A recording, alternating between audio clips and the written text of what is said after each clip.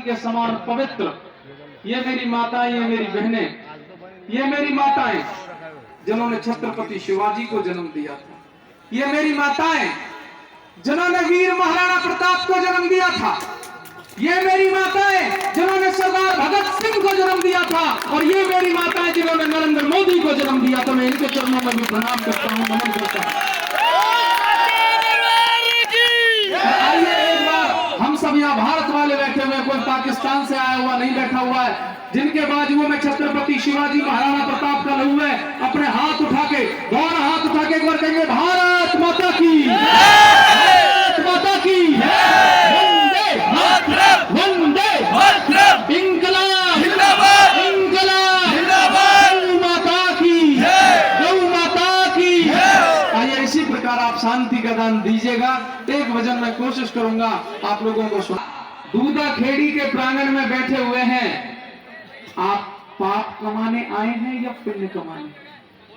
पुण्य कमाने आए हैं। ईश्वर भक्ति करने आए हैं या मनोरंजन करने आए हैं? ईश्वर। मैं आपको ईश्वर से जोड़ने का प्रयास करूंगा। एक व्यक्ति नदी के किनारे से निकलकर जा रहा था, नास्तिक था, ईश्वर पर विश्वास नहीं करता था। नदी के किनारे उसने देखा बेल लता, उस पर तरबूज लगे हुए थे, 12-12, 13-13, 15-15 किलो के तरबूज। वो थोड़ा आगे गया, उसने देखा आम, एक बहुत बड़ा आम का वृक्ष, उस पर आम लगे हुए थे। अचानक उसके मन में विचार आया, ओ दुनिया को बनाने वाले, तूने दुनिया को ढंग से नहीं बनाया, तूने दुनिया को अकल से नहीं बनाया, बुद्धि से नहीं बनाया, नियम से नहीं बनाया। क्यों? एक 12-13 किलो का तरबूज, वजनी वेट वाला, उसके लिए तूने नाजुक सी, मुलायम सी, कोमल सी बेल बना दी और जमीन पर डाल दिया, और 200-300 ग्राम का आम, उसके लिए तूने इतना लंबा चौड़ा विशालकाय वृक्ष बना दिया, पेड़ बना दिया। तूने तो दुनिया को ढंग से नहीं बनाया। अगर मैं दुनिया को बनाता, वो व्यक्ति सोच रहा है, अगर मैं दुनिया को बनाता, तरबूज वृक्ष पर लगाता, आम बेल पर लगाता। क्यों? 10-12 किलो का है, मजबूत है, वजनी है, उसके लिए मजबूत तना चाहिए, बेल नहीं चाहिए। मैं वहां पर लगाता। अपने अपने विचार है, कोई व्यक्ति कुछ एक और कम करो, कम करो, राता जी सोच सकता है। आदरणीय सज्जनों, उसी आम के वृक्ष के नीचे उसने अपना खाना निकाला, खाना खाया, सो गया।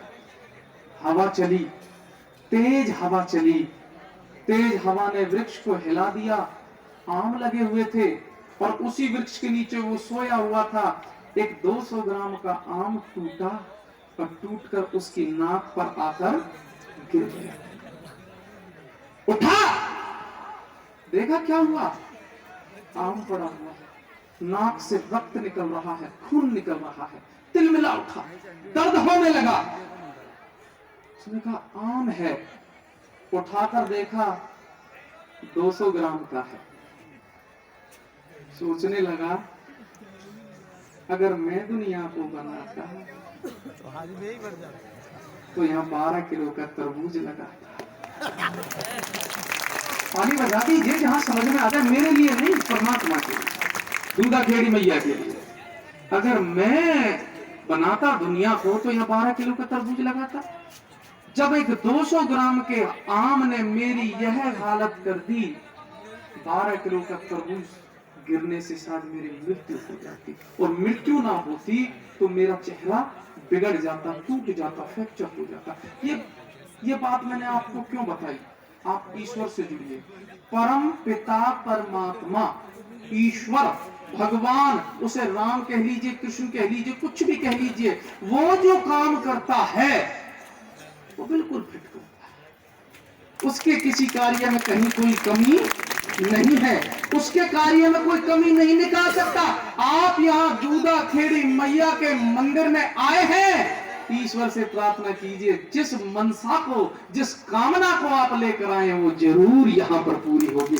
आइए एक बार उद्घोष करेंगे, बोल जूदा खेड़ी मैया की। एक भजन आपको मैं सुनाता हूँ और इस भजन की एक एक लाइन सुनने योग्य है।